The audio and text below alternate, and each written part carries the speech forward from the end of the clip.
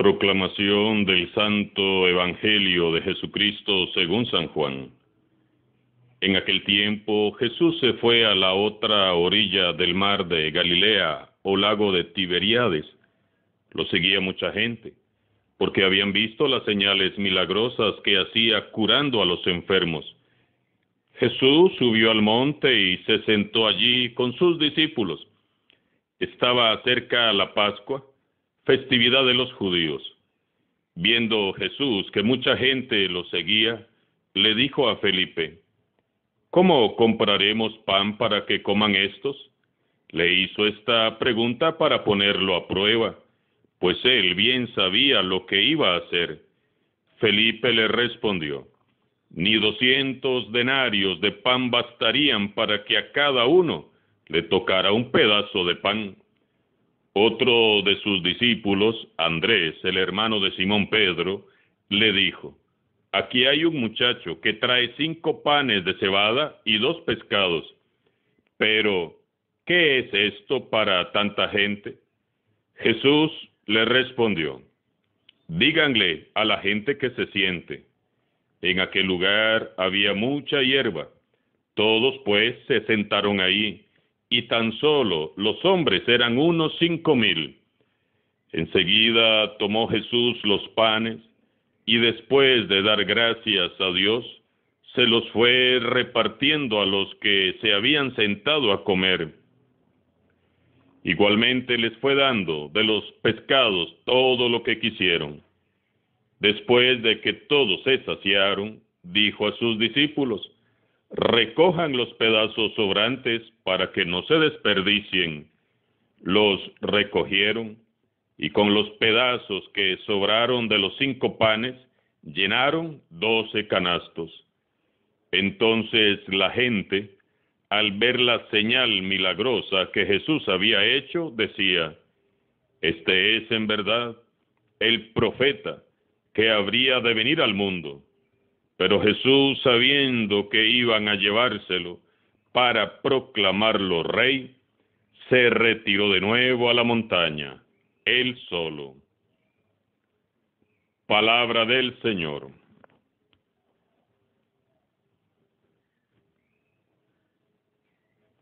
Seguimos escudriñando el libro de los Hechos de los Apóstoles. El pasaje de hoy es continuación del que leíamos ayer. Recordemos que el ángel del Señor liberó a los apóstoles y los ha enviado a predicar al templo, pero las autoridades les han vuelto a mandar a detener otra vez. Les han interrogado nuevamente y ellos, llenos del Espíritu Santo, han dicho: hay que obedecer primero a Dios que a los hombres. Y con mucho valor, Pedro predica ahí mismo, delante del tribunal, a Jesús de Nazaret, como Mesías, como Señor y Salvador del mundo. Ya estos 11 muchachos se han vuelto un verdadero dolor de cabeza para las autoridades religiosas, que ya comienzan a perder los estribos. Entre ellos hay un fariseo que, al igual que Nicodemo, no es de la raza de las víboras, se llama Gamaliel, y él interviene oportuna y sabiamente pidiendo que los apóstoles se retiren un momento, mientras él habla con las demás autoridades. Gamaliel, además de fariseo, es un maestro y doctor de la ley, muy respetado y admirado por todo el pueblo.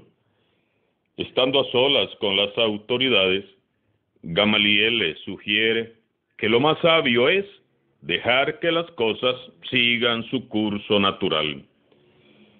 Según su argumento, si el movimiento cristiano viene de Dios, los hombres no podrán hacer nada contra él. Pero si, por el contrario, es un asunto meramente humano, desaparecerá por sí mismo. Yo les aconsejo que no se metan con estos hombres, suéltenlos. Si lo que se proponen y están haciendo es de origen humano, se acabará por sí mismo. Pero si es cosa de Dios, no podrán ustedes deshacerlo. No se expongan a luchar contra Dios. Gamaliel tranquiliza a las autoridades de Israel y les hace ver que no se tienen que precipitar en un juicio. No vaya a ser que se estén oponiendo a la voluntad de Dios. Los discípulos de Jesús son muy incómodos para las autoridades, claro que sí, anunciando a Jesús como Mesías y Señor y predicando el Evangelio, solo han causado problemas y disturbios.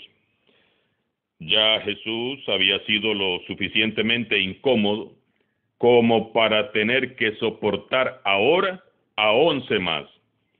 Las autoridades entonces están que arden, que revientan.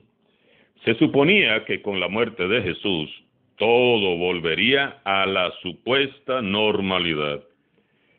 Gamaliel les ayuda a razonar y los convence de que los miembros del Sanedrín no deben de tomar decisiones precipitadas al calor de la indignación, la ira y la envidia. Para Gamaliel, las decisiones del consejo se deben de tomar sensatamente, con la mirada siempre puesta en Dios. Los apóstoles, por su parte, siguen sorprendentemente valientes, imperturbables en su propósito de seguir anunciando a Cristo Jesús, a pesar de todas las prohibiciones. El jueves en que Jesús fue arrestado, todos habían huido cobardemente, dejándolo solo y abandonado. Ante la cruz, los evangelistas reconocen que solo estuvo Juan apoyado y reclinado, sostenido por la fuerza de la madre de Jesús. Pero ahora miremoslos y admirémoslos, discípulos de una pieza, valientes y decididos. No le temen ni siquiera la muerte. Ya no huyen, ya no son cobardes, ya no balbucean ni tiemblan. Pedro, el mismo Pedro que aquella noche lo negó 3 veces, ahora predica lleno de valentía ahí mismo delante de todo el tribunal. ¡Qué prodigios más extraordinarios hace en las personas el Espíritu Santo! Es increíble, es asombroso. Dios actuó y actuará de manera maravillosa y portentosa en todas las personas que dispongan y abran su corazón para Él. Y si nos dejamos convertir en instrumentos en sus manos, las señales y prodigios ocurrirán. Dios no está jugando ni está vacilando cuando afirma que quien se deje llenar por el Espíritu Santo será transformado. Ese maravilloso actuar del Espíritu Santo se evidencia en el libro de los Hechos de los Apóstoles y continúa actuando en nuestros días. La pregunta es, ¿estás dispuesto? ¿Estás dispuesta a ser instrumento del Espíritu Santo y ser útil en sus manos? Dispongámonos con fe a vivir un nuevo Pentecostés y a convertirnos en discípulos auténticos, discípulos de una sola pieza, valientes y decididos, capaces de dar la vida por Jesús. Finalmente, el Consejo acepta el argumento de Gamaliel como válido y resuelven dejar ir a los apóstoles en libertad. Pero antes mandaron a traer a los apóstoles, los azotaron, les prohibieron hablar en nombre de Jesús y los soltaron. Ellos se retiraron del Sanedrín felices de haber padecido aquellos ultrajes por el nombre de Jesús. Y todos los días enseñaban sin cesar y anunciaban el Evangelio de Cristo Jesús, tanto en el templo como en las casas.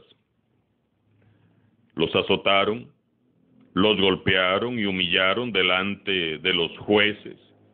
40 menos un azotes, según lo que dictaba la ley judía para los transgresores. Ellos, después de haber sido azotados, salieron del tribunal, dice el texto, felices. No salieron resentidos, adoloridos o enojados. No salieron cansados o preocupados. No salieron llorando ni desanimados. ¿Cómo dice que salieron? Iban felices de padecer ultrajes por causa de Jesús y predicaban todos los días, no solo los domingos o de vez en cuando, todos los días, y lo hacían tanto en el templo como en las casas. ¿Y nosotros? ¿Por qué nosotros, cuando somos azotados por causa del Evangelio, por seguir y predicar a Jesús, sí salimos muy adoloridos, todos resentidos, enojados, heridos, desanimados y angustiados? ¿Por qué cuando somos maltratados, calumniados y juzgados por causa de Jesús, se nos acaba la alegría del Evangelio? ¿Por qué? Porque como los fariseos, estamos viviendo nuestra fe en torno a nosotros mismos, alimentando nuestro ego y orgullo, nuestro propio yo, y no estamos viviendo la fe desde Dios ni con la mirada puesta en Jesús. Si la prioridad en tu vida de fe es Jesús, nada ni nadie te va a detener, pase lo que pase. La alegría del Evangelio permanecerá en tu corazón inalterable. Nada ni nadie te va a arrebatar la alegría si Jesús es tu objetivo, tu meta, tu propósito. Nadie te lo va a arrebatar. Pero si la prioridad en tu vida de fe, o en el servicio que prestas, o en tu ministerio, es tu ego, tu orgullo personal, tu soberbia, el yo, mis intereses personales, pues cuando llegue la hora de ser azotados, los azotes van a doler mucho más aún, porque lo que está siendo herido es tu propio amor, tu ego, tu orgullo, tu propio yo. Y entonces, fácilmente te vas a ir resentido, te vas a sentir lastimado, desanimado y vas a renunciar.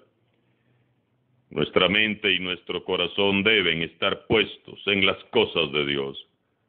Solo así se explica que los apóstoles hayan salido felices y animados a continuar evangelizando después de haber recibido 39 azotes cada uno.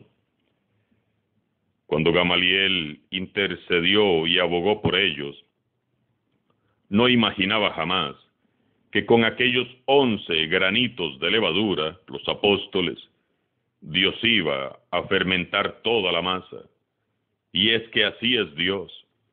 Dios es especialista en aumentar. En el Evangelio lo hemos escuchado y constatado.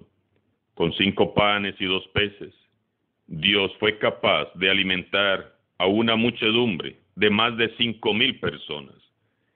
Aquel muchacho ofreció lo poquito que tenía, y con lo que ofreció, Jesús alimentó a miles.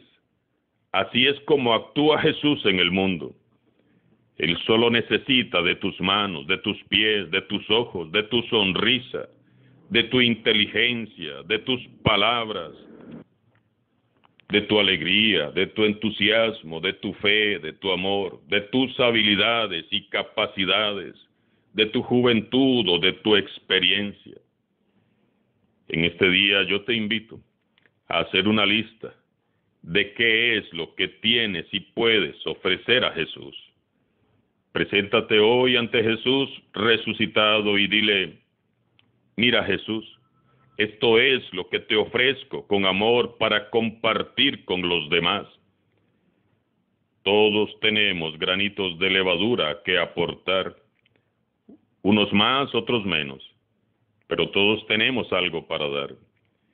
Y usted quizás, como Andrés, el hermano de Simón Pedro, pueda preguntarse, ¿pero qué es esto para tanta gente? No cuestionemos, no dudemos, no echemos cálculos. Mejor entreguemos todo lo que somos y tenemos en manos de Jesús. Él lo hará multiplicar. En esta Pascua volvamos a la esencia y al origen de la iglesia. Seamos discípulos verdaderos de Jesús, discípulos de una pieza, que viven con la mirada puesta en Dios y se gozan en Él, pase lo que pase, y se dan por entero a la causa del reino de Dios. Alabado sea Jesucristo vivo y resucitado. Sea por siempre bendito y alabado.